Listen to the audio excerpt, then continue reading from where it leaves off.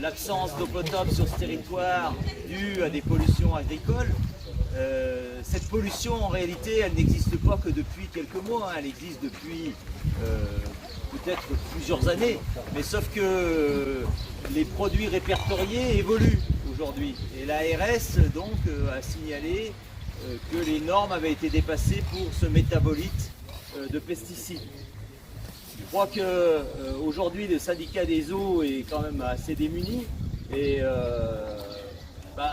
il y a des communes, enfin des territoires qui sont jugés par l'agence de l'eau prioritaire pour pouvoir entamer des actions autour des champs de captage et financées à 70% par l'agence de l'eau.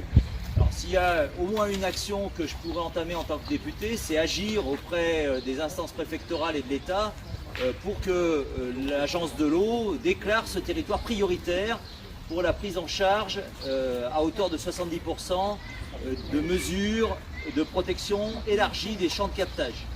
Ça me paraît déjà la première chose, parce que mettre un filtre à charbon, ça ne résout rien, ça ne va faire qu'augmenter le prix de l'eau chez des gens qui aujourd'hui manquent de moyens pour acheter leur alimentation, payer leur énergie, et maintenant c'est l'eau qui leur tombe sur la tête, on va dire. Dans le programme de la NUP, nous préconisons que les premiers mètres cubes d'eau, les premiers kilowattheures d'électricité soient gratuits, et que tout le monde ait accès à ce bien commun, à ces ressources de base.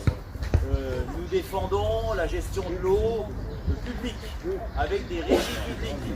Hein, l'eau ne doit pas être source de profit, mais source de bien commun. Donc pour toutes ces raisons, je crois que sur notre territoire, il faut continuer à essaimer, et puis il faut que dimanche 12 et 19 juin, les candidats de la NUP, c'est-à-dire moi-même en l'occurrence, et Cathy Bugada, qui est adjointe à la maire d'Arbois, sortons victorieux de ce scrutin pour en finir avec une gestion du territoire où on fait copain-copain avec les pollueurs. Vous aurez un député qui marche sur ses deux jambes, une jambe sociale, une jambe écolo, dans l'intérêt collectif. Nous sommes pour une écologie incitative, c'est-à-dire que ceux qui ont des bonnes pratiques doivent pouvoir avoir des aides, que ce soit le syndicat des eaux, que ce soit les agriculteurs, et ceux qui, par contre, polluent, ceux qui ne respectent pas les normes, doivent avoir des pénalités. Continuer à mobiliser et puis apporter la bonne parole.